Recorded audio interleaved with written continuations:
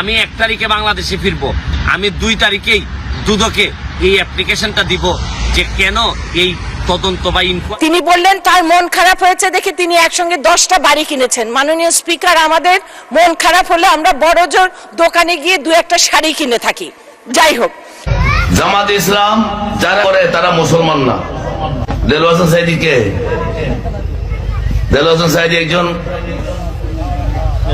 এই বিসমিল্লাহির রহমানির রহিম সংবিধানে থাকতে পারে না। জেনারেল এরশাদ কি লিখলো সংবিধানে? রাষ্ট্রধর্ম ইসলাম। আসসালামু আলাইকুম দর্শক, সবাই কেমন আছেন? আশা করি অনেক অনেক ভালো আছেন। সুপ্রিয় দর্শক শ্রোতা, আসসালামু আলাইকুম। দেশে এবং প্রবাসে, দূরে এবং কাছে, যে যেখান থেকে আজকের এই ভিডিওটি দেখার জন্য প্লে করেছেন, সবাইকে আন্তরিক শুভেচ্ছা, অভিনন্দন। সুপ্রিয় দর্শক শ্রোতা, শুরু থেকে কয়েকটি ভিডিও ক্লিপের অংশ দেখেছেন, সবগুলো ভিডিও আপনাদেরকে আজকে দেখাবো। দর্শক, আজকের এই ভিডিওতে যারা দেখার জন্য প্লে করেছেন সবাইকে অনুরোধ করব ধৈর্য সহকারে পুরো ভিডিওটি কন্টিনিউ করবেন, কারণ বিশেষ বিশেষ কিছু তথ্য রয়েছে আজকের এই ভিডিওতে।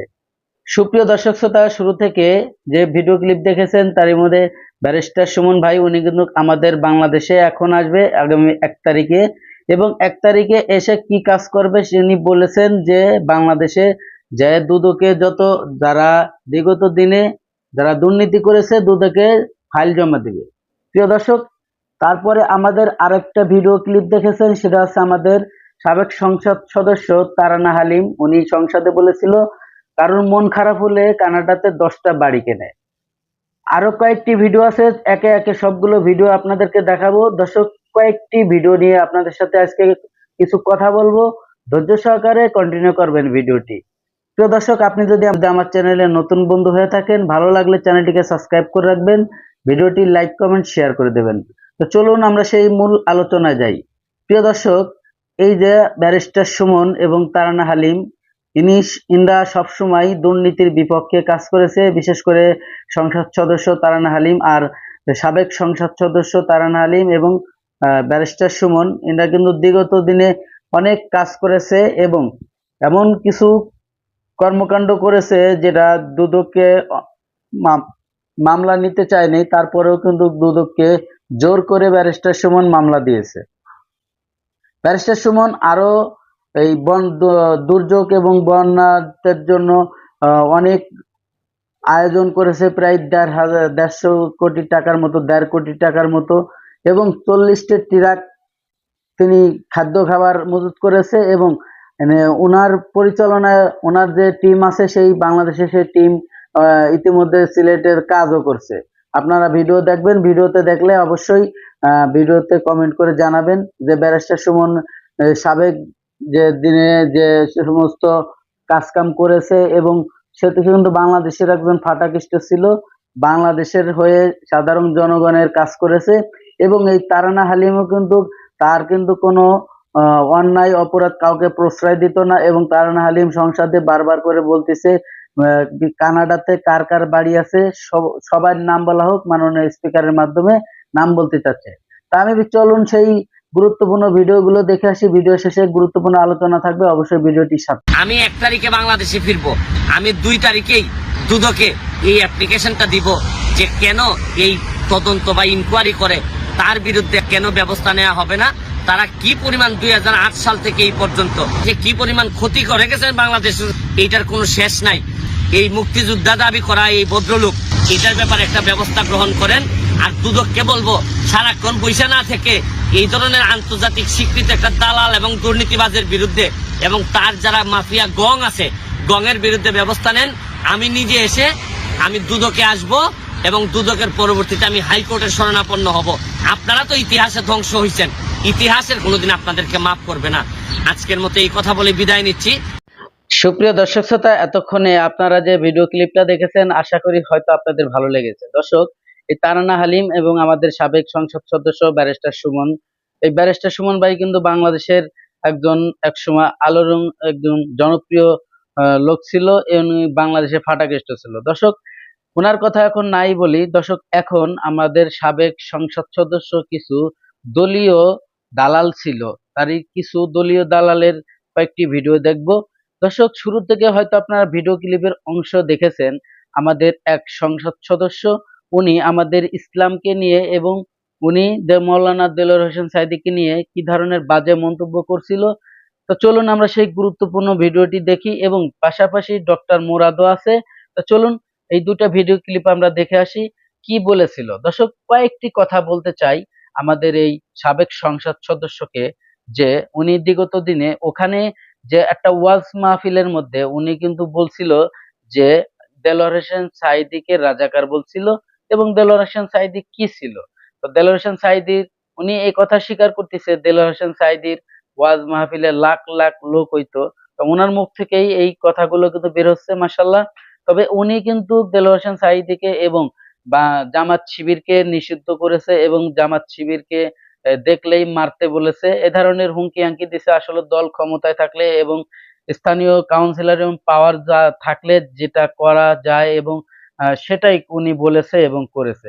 প্রিয় দর্শক, আমার প্রশ্ন হচ্ছে, ওখানে যে ওয়াজের মঞ্চে আরো হুজুররা রয়েছে যারা মুসলমান রয়েছে, যেহেতু আমাদের বাংলাদেশে 95% লোক, 95% লোক সে মুসলমান, সেই জায়গায় সেই দেশে বসত করে এই ধরনের একজন সাধারণ নাস্তিক, নাস্তিকই বলা চলে তাকে, যে একজন আমাদের কোরআনের পাখিকে মাওলানা দেলোয়ার হোসেন সাঈদীকে কটূক্তি করছে এবং বাংলাদেশের যে আলেম ওলামারা ছিল হুজুরদেরকে কটূক্তি করেছে।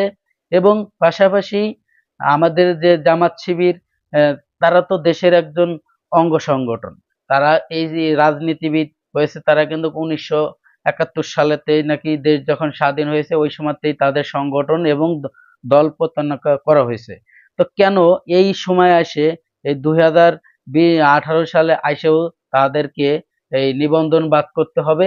তো যাই হোক, আমি বেশি কথা বাড়াইতে চলে চাই না। সবার নাম প্রকাশ করা হোক। কার কানাডাতে বাড়ি আছে, কার বেগমপাড়ায় বাড়ি আছে, কে টাকা পাচার করেছে। তিনি বললেন তার মন খারাপ হয়েছে দেখে তিনি একসঙ্গে 10টা বাড়ি কিনেছেন। মাননীয় স্পিকার, আমাদের মন খারাপ হলে আমরা বড়জোর দোকানে গিয়ে 2-1টা শাড়ি কিনে থাকি। যখন শাকের করাত কাটে তখন এদিকেও কাটে ওদিকেও কাটে। আমাদের মাননীয় সদস্য তারানা হালিম, এক অনুগ্রহ করে স্বল্প সময়ের মধ্যে আপনি কথা বলুন। খুব স্বল্প সময়ের মধ্যেই কথা বলবো। বাম দিকে ছিলাম, এখন সহজ সুধা গেছি। এই প্রথম মনে হয় যে সংসদের ইতিহাসে যেখানে সরকারি দল, বিরোধী দল এবং স্বতন্ত্র সংসদ সদস্যরা একই সুরে কথা বলবেন। কারণ একটি কথা আছে, সত্য যে কঠিন তারপরও সত্যকে ভালোবাসিলাম। বঙ্গবন্ধুর ভাষণটি যদি শুনে থাকেন, বঙ্গবন্ধুর যারা সৈনিক আছেন, যারা বঙ্গবন্ধুকে ভালোবাসেন, তিনি বলেছিলেন চোরা কারবারি, এই যে মানি লন্ডারিং, এই যে কালোবাজারিতে আমার পিঠ দেয়ালে ঠেকে গেছে।